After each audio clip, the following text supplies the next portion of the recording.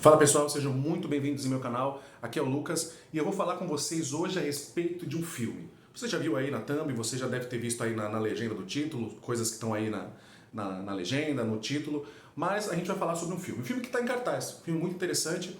É um filme que as pessoas, às vezes por não conhecer, eu lembro que quando o primeiro filme lançou, houve muito preconceito, muitas igrejas falavam que não devia assistir, porque tinha aquela coisa do panteísmo e tudo mais. Mas aqui eu vou fazer uma abordagem um pouco mais profunda em relação ao que realmente me marcou nesse filme e aspectos que eu acho interessante para você avaliar aí se você for assistir o filme. Eu recomendo que você assista.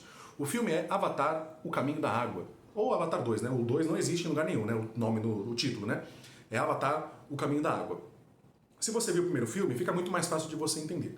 Mas, caso você não tenha visto, eu vou te fazer um resumo aqui do primeiro filme. Basicamente, os humanos descobrem um planeta que tem quase a mesma configuração biológica da Terra, com algumas questões diferentes, o oxigênio lá é diferente, o ar que eles respiram, os seres humanos não conseguem respirar. E esse planeta é rico numa substância chamada unobitânio. Só que os humanos não conseguem se aproximar nas reservas de unobitânio e para que isso aconteça, eles precisam então desenvolver corpos geneticamente alterados misturando o DNA dos humanos com o DNA dos nativos. Né? E esse corpo ele é controlado remotamente por um humano. Por isso que se chama avatar, né? Da coisa dos chineses lá, que eles tinham essa questão de um avatar é aquele que representa você num outro plano, num outro aspecto, essas coisas aí. Mas a ideia basicamente é essa. E aí o resto do filme é aquela coisa mais clichêzona mesmo. Avatar não é assim um fenômeno do ponto de vista narrativo. Até porque a história do Avatar a gente já viu em Pocahontas, a gente já viu no Último Samurai, a gente já viu naquele também mais antigo Dança com Lobos. Então, basicamente, é a mesma história desses filmes. É o cara que entra para descobrir um pouco dos nativos, ele começa ali a se apaixonar pela cultura e de repente se apaixona por uma nativa e luta contra a sua própria espécie, né, para defender ali os nativos e no final ele acaba se tornando um deles definitivamente. O Avatar, O Caminho da Água se passa cerca de uns 14, 15 anos depois dessa história que aconteceu no primeiro filme. Então os protagonistas, o Jake e a Neytiri, estão casados, finalmente.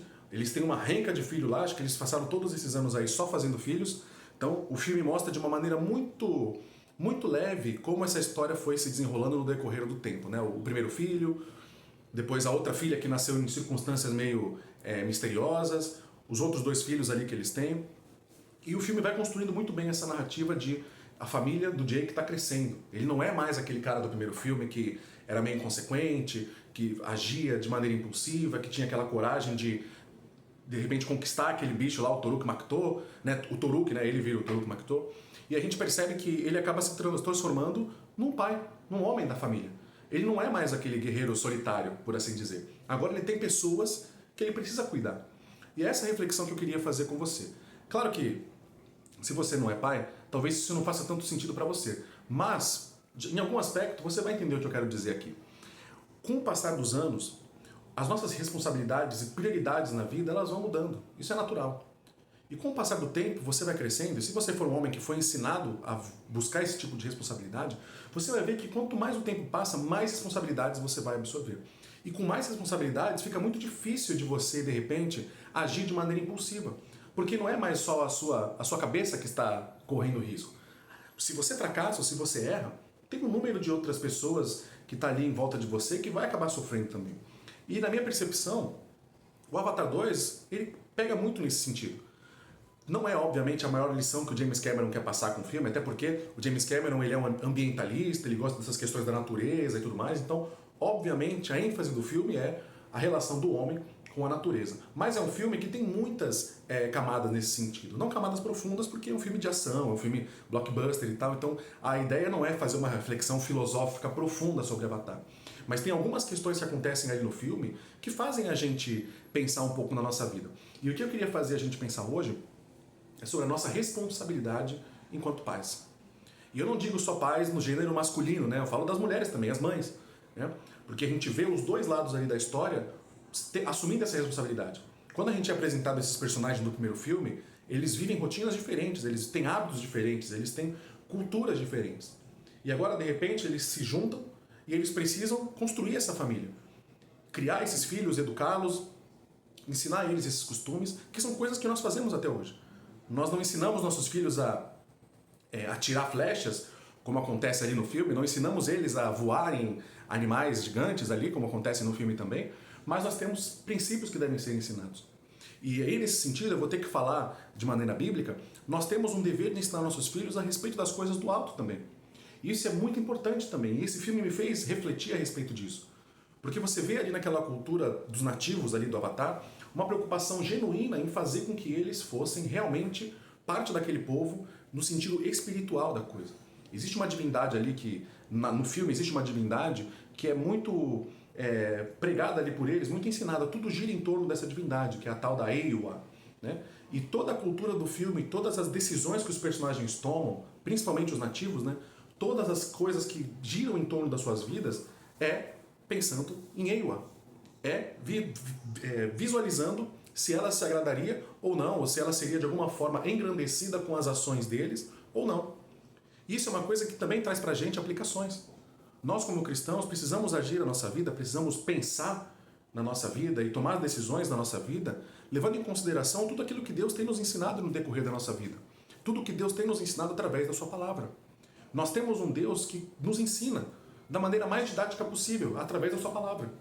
Não é difícil você ter contato com Deus. Basta você abrir a sua Bíblia e você vai saber o que Ele tem para te dizer. Isso é muito importante. Mas voltando sobre o aspecto familiar do filme, né?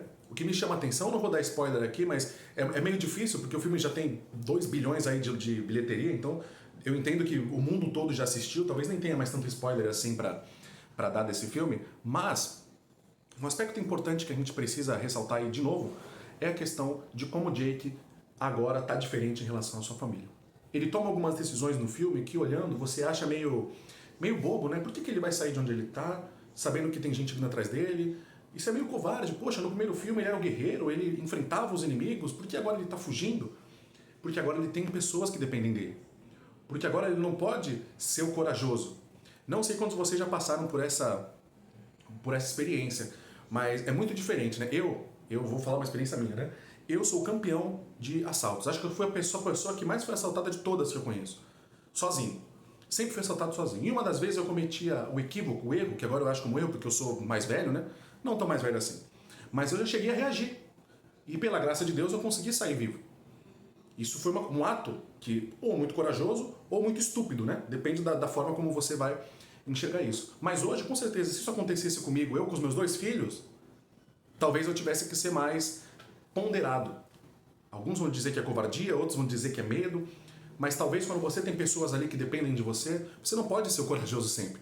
Às vezes você precisa ser mais cauteloso. E esse filme nos ensina muito isso. Nos ensina que às vezes quando você tem pessoas que dependem de você, nenhuma decisão é fácil. Assim como caminhar com Cristo, assim como na sua vida cristã, você precisa tomar decisões porque somos um corpo em Cristo. No fim das contas, todos nós que fazemos parte da igreja, todos nós que fazemos parte do corpo de Cristo, o corpo espiritual, né, a igreja, nós somos uma grande família. O que acontece com um, indiretamente, pode acabar afetando o outro. E esse senso de unidade não pode se perder. O filme do Avatar me fez pensar um pouco nessas coisas também. O quanto um homem com responsabilidades, uma mulher com responsabilidades, tem um peso muito grande para carregar. É uma grande alegria, mas ao mesmo tempo é uma grande responsabilidade. Fala pra mim o que você tem para me dizer sobre isso aí. Se você gostou desse vídeo, dá um like, compartilha, se inscreve aí no canal. A gente está tentando revigorar aqui o nosso canal no YouTube, fazer as pessoas comentarem. Então, se você gostou, faz tudo isso aí e eu te vejo amanhã.